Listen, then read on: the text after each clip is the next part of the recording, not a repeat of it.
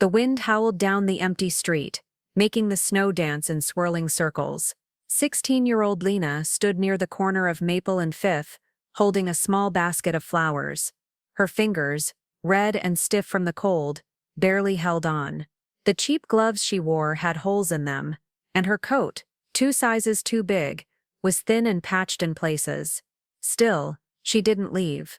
She stood there every day after school, no matter the weather. Selling flowers was the only way she could help her mom, who had been too sick to work since the summer. Lena's little brother, Max, was only 5. He didn't understand why dinner was sometimes just toast or why they had no heat. But Lena did. That's why she stayed. People walked past her quickly, huddled in thick scarves and warm jackets. Most didn't even glance her way. A few gave her strange looks. Some crossed the street to avoid her. The flowers she held, simple daisies and carnations, looked out of place in the winter cold, but they were all she had to offer. Still, Lena stayed. Not because she wanted to, but because she had to. Would you like to move on to the next part? Cruel laughter. Mockery in public? The sky was already turning gray when Lena heard the sound she dreaded most. Laughter. Not the kind that warmed your heart. This laughter was sharp, cold, and aimed right at her. A group of teenagers from her school was coming down the sidewalk, laughing loud enough for everyone to hear. Lena recognized them right away. They were popular, always dressed in the latest clothes, always full of something to say, and none of it kind. There she is. One of the girls smirked, pulling out her phone. The flower girl strikes again. Another boy chuckled. Does she think someone's actually gonna buy those dead flowers? She probably picked them out of a trash can, said a third. And the group burst into louder laughter. Lena didn't look up. She kept her eyes on the ground and held the basket tighter. Her cheeks burned, not from the cold this time, but from the sting of their words. She told herself to stay quiet. Just breathe. Just keep standing. One girl pointed her phone at Lena and started filming. Smile for the camera, flower girl, she said, giggling.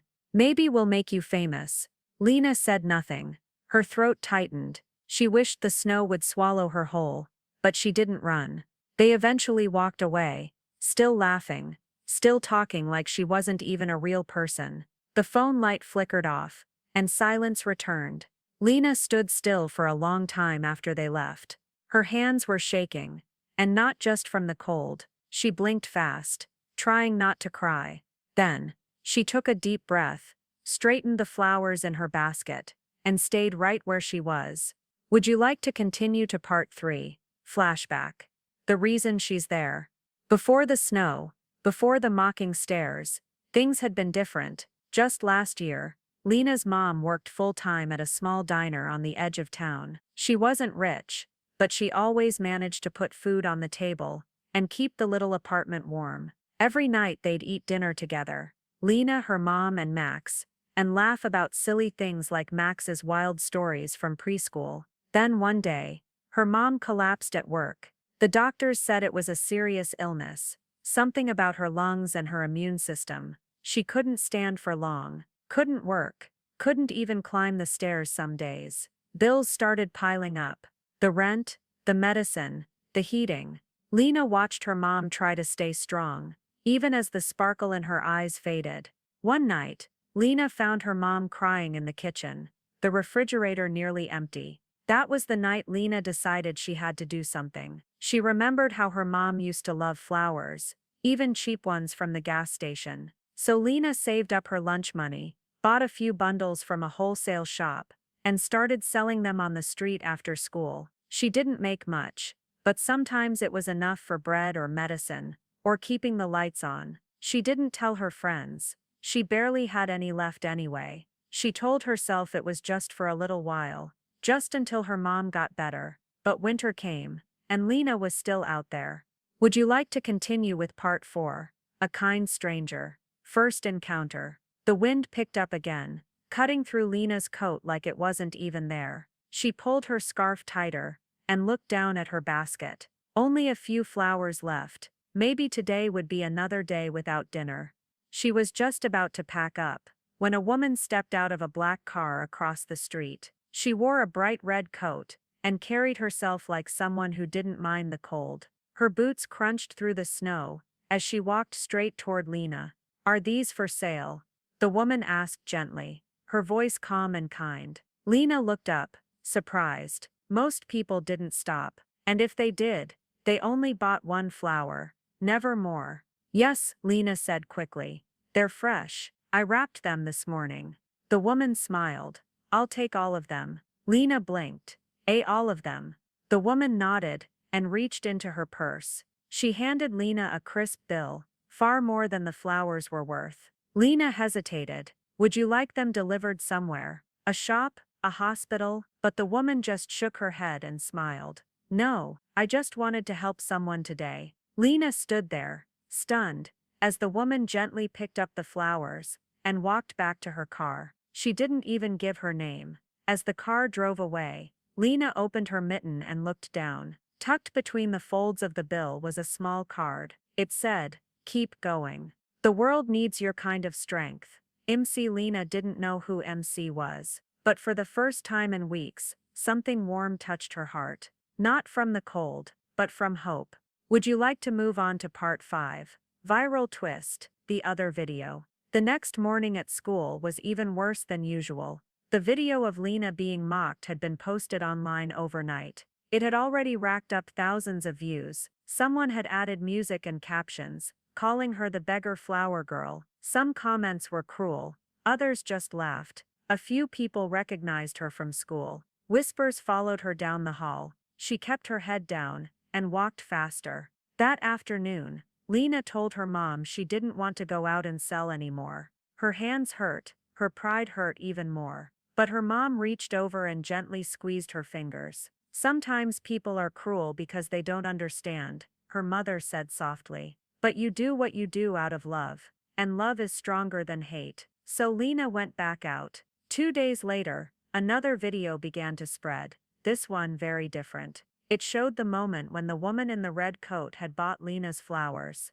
The video was taken by someone standing nearby, who must have been watching from across the street. In it, the woman gently spoke to Lena, handed her the flowers, and quietly slipped money into her basket without a word. The clip ended with Lena looking stunned, her eyes wide, her hands shaking as she read the note. This time the comments were different. People wrote things like, "This girl is amazing. Someone raise money for her. I'd buy flowers from her any day." And just like that, the story began to change. Would you like to continue to part 6? The Change Community Responds. By the end of the week, everything had changed. People Lena had never seen before started showing up at her flower stand. Some came from other neighborhoods, others even drove in from nearby towns. They didn't just buy flowers, they left big tips, offered warm drinks, and thanked her for being an inspiration. A woman brought her a new pair of gloves. A man gave her a thick winter coat, saying it belonged to his daughter who had moved away. Lena tried to say no, but they insisted. They all said the same thing: they had seen the second video. The good one. A local news station reached out for an interview. At first, Lena didn't want to speak. She didn't like being on camera, but her mom encouraged her. So Lena told her story, about her mom's illness, about Max, and about selling flowers just to keep going. She didn't talk about the bullies. She didn't need to. Her words were simple, but honest. "I just wanted to help my family. I never thought anyone would notice." The segment aired that night, and by the next day, the flower stand was busier than ever. A nearby shop offered to let Lena sell her flowers inside on bad weather days. One woman gave her business cards and told her to call if she ever wanted a job. Lena couldn't believe it. Just a few days ago, people laughed at her. Now they were calling her brave. She didn't understand how things could change so fast. But deep down, she was grateful that someone had looked past the cold and seen her heart. A week later, as the last snowflakes of the day drifted down, Lena was packing up her basket when she saw a familiar figure crossing the street. The woman in the red coat, Miss Carter. This time she wasn't alone. She carried a bag in one hand and held a small envelope in the other. She smiled as she walked up to Lena, just like before. "I hear you've been busy," she said gently. Lena smiled back, Shy but happy. A little. People have been really kind. Miss Carter nodded and handed her the bag. I thought you and your brother could use a few things. Some warm socks, a couple books, and something sweet. Lena thanked her, eyes wide, heart full. Then Miss Carter held out the envelope.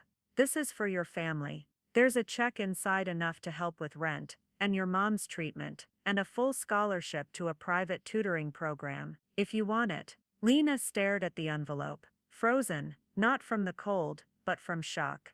Why? She whispered. Why would you do this for me? Miss Carter smiled. Because someone once helped me when I was a teenager. I used to sell things on the street too, just like you. I know what it feels like to be ignored, laughed at, and to keep going anyway. She paused. You remind me of who I used to be, but stronger. Lena felt her eyes sting with tears. She tried to speak, but couldn't find the words. Miss Carter gently touched her shoulder. Don't give up, Lena. The world needs people like you, and just like before, she turned and walked away, leaving behind something far more powerful than money. She had given Lena a future. Spring came early that year, the snow melted, and the air slowly warmed, just like Lena's life. She no longer stood on the cold corner selling flowers. Thanks to the check from Miss Carter, the rent was paid, and her mom began her treatment. The medicine helped. Her mom still got tired, but she could laugh again, and even cook a little when she felt strong enough. Lena used the scholarship to attend tutoring after school. For the first time in a long time, she didn't feel behind. She started dreaming again, of becoming a nurse, of helping others the way strangers had helped her. She also began volunteering with Miss Carter's nonprofit, working with kids who were going through hard times. She helped them with reading, taught them how to fold paper flowers, and told them their stories mattered too. As for the kids who used to bully her, they didn't say much anymore. Some even apologized quietly in the halls. But Lena didn't need their approval. She had learned something more important, that kindness was stronger than cruelty, that resilience could outlast mockery, and that even on the coldest days, hope could bloom, one flower at a time. Lena still kept a single daisy on her windowsill, pressed in a little glass jar. It reminded her where she came from, and how far she had come. Some stories start with struggle, but that doesn't mean they end there. Lena's life changed, not because someone gave her everything, but because someone saw her when others looked away. One simple act of kindness lit a spark that turned into something much bigger. There will always be cold days. There will always be people who laugh. But there will also be people who care. And sometimes all it takes is one person to remind you, you matter, you're stronger than you think, and your story isn't over yet. Let kindness lead. You never know who's watching, and who needs hope. If this story touched your heart, please like the video, leave a comment sharing your thoughts or experiences, and subscribe for more powerful stories like this one. Your support helps us continue telling real stories that inspire kindness, strength, and hope.